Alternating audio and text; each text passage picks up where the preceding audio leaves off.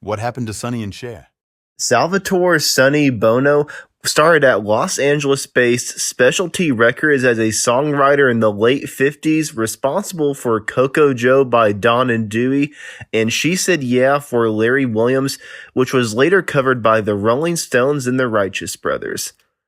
Bono became a protege of Phil Spector, managing to write a handful of successful songs, most notably Needles and Pins, which later became a success for Jackie D. Shannon and an international hit for The Searchers. In 1964, while working sessions with Phil Spector, he met an 18-year-old would-be singer named Sherilyn LaPierre. Not long after, they decided to get married, and they formed a professional duet initially as Caesar and Cleo for Vault Records and later Reprise, but it was only after they were signed to Atlantic Records as Sonny and Cher that success came their way. The couple embarked on parallel careers, with Cher later signed to Liberty/Imperial Records as a solo act. They were a strange duet in the sense that neither had a great voice, and indeed their voices were so similar that Atlantic's president Ahmet Ertegun was convinced that Sonny had come close to breaking a contract by turning up singing with her on the solo hit All I Really Wanna Do and her other Imperial hits. The latter song, however, also demonstrated their ability to spot a hit as well as good material for themselves. They'd heard the Byrds performing the Dylan song at a club in Los Angeles and got Cher's recording out before the Byrds' own was in stores, beating the folk rock group at its own game of popularizing Dylan songs. She subsequently hit with Bang Bang My Baby Shot Me Down, while Sonny charted with Laugh at Me on Adco, but their biggest success was as a duet on Adco with I Got You Babe and The Beat Goes On. For a time from 1965 until 1967, they were rock and roll's hottest couple, so much so that in some conservative communities, they were considered almost morally subversive, and parents locked up their kids when Sonny and Cher were passing through for a concert appearance. They were popular enough and sufficiently well known that the Rolling Stones impersonated them on the British television music showcase Ready Steady Go, miming I Got You Babe with Brian Jones subbing for Sonny. And then, unfortunately, the hits stopped coming and the couple made some daringly creative but unsuccessful commercial missteps, even making a movie called Good Times, directed by William Friedkin in his debut, who later went on to direct The Exorcist. The film itself was similar to The Monkey's Head, which was too far ahead of its time for critics and all but the most advanced fans to appreciate. A further film effort, Chastity, a name shared by their daughter, also bombed, and the sudden confrontation of a $200,000 income tax debt forced the couple to continue working.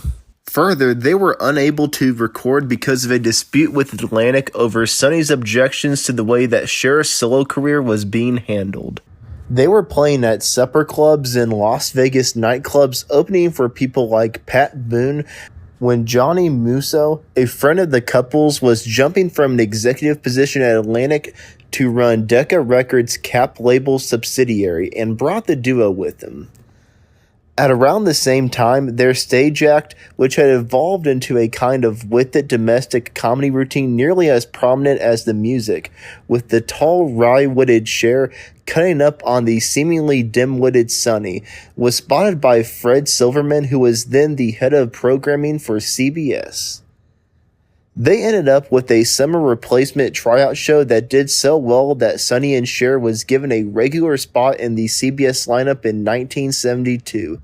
The couple's recording career was initially revived by a live album cut in one night at Las Vegas, featuring new versions of their early hits as well as parts of their then current repertoire.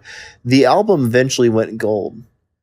The first couple of singles by Cher and Sonny and Cher failed, but then producer Snuff Garrett, who had been at Liberty when Cher was there but had never worked with her, was brought in, and the result was Gypsies, Tramps, and Thieves, a career-reviving #1 hit.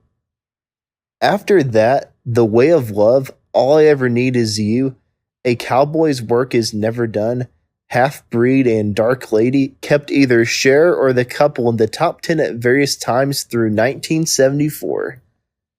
By then, however, their marriage had fallen apart, and with it, the success of their TV show. By then, it didn't matter.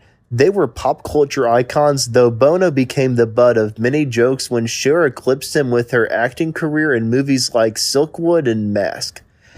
But in the mid-1970s, before she started acting again, Cher's attempt to diversify her musical style with the album Stars faced commercial and critical disappointment. Despite this setback, she returned to television with a successful solo show on CBS in 1975. Cher's personal life included a brief marriage to Greg Allman, which contributed to the cancellation of her TV reunion with Sonny in 1977. In 1976, Cher's popularity soared with a line of toys coinciding with the Sonny and Cher show. Her subsequent albums in the late 70s were commercially unsuccessful, and eventually she embraced disco with Take Me Home, which was a comeback success in 1979. However, her next album, Prisoner, blending rock and disco, failed commercially. In the 1980s, Cher explored various musical endeavors, including a successful disco recording, forming the rock band Black Rose, and a lucrative concert residency. Despite challenges, Cher's career rebounded in 1987 with the platinum-certified album Cher. The late 1980s also brought attention to her controversial lifestyle and relationships. Her 19th studio album, Heart of Stone, from 1989 marked a triumphant return, featuring hits like If I Could Turn Back Time. Cher continued to enjoy success with subsequent albums and tours into the early 90s, and while all of that was happening, Bono was in the restaurant business when his outrage at the bureaucracy of the government in Palm Springs, California, caused him to declare his candidacy for mayor. He won the election and was subsequently elected to Congress during the 1994 Republican sweep of the House of Representatives. He continued to represent his ex-wife's business interests even after his subsequent remarriage, which he trademarked the Sonny and Cher name.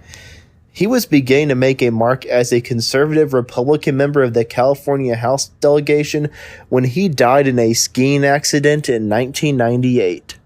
Bono's second wife, Mary, succeeded him to the same House seat in a special election and in the general election in 1998.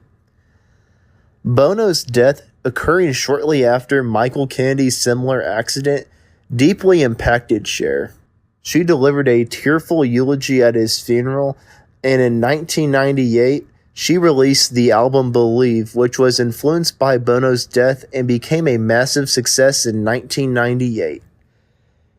Not only was the album successful, the song Believe hit number 1 on the Billboard Hot 100, which made her the oldest female singer with a number 1 hit for about 25 years. The tour following the album was sold out in every American city, marking her as the highest paid female musician in 2003.